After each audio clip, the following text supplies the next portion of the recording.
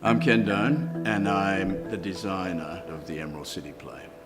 Well, the works are very much of the 80s. I mean, it was a very optimistic time in Sydney and Australia especially, and the play is very reflective of that particular period. Look, I've seen a few of David's other plays, and very rightly he has a, incredible position in the Australian theatre and understands Australians and the Australian voice.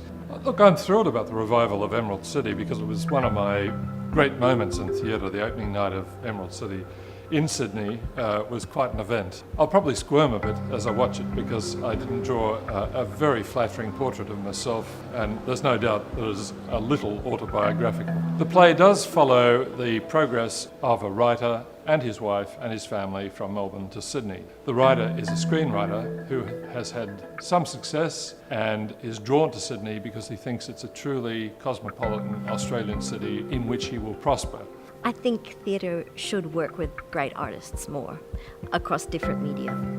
And I wanted to start that process with one of Australia's greatest artists. The process with him has really been talking about the 1980s and that period of time and his work and where his work then went, and understanding his artistic process as a reflection of the nation. I find as a younger artist, talking to our elders, if you like, about where the country's going is actually a way, again, of waking up questions about where we need to go.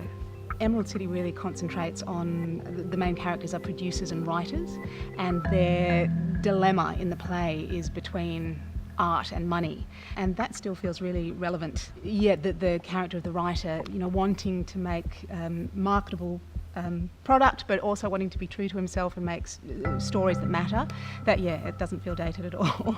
I love going to see shows at the Griffin, and I love being in shows at the Griffin. It's an amazing space, and the audience is such a present part of the show. I mean, you're practically sitting on people's laps at times because it's so they're so close.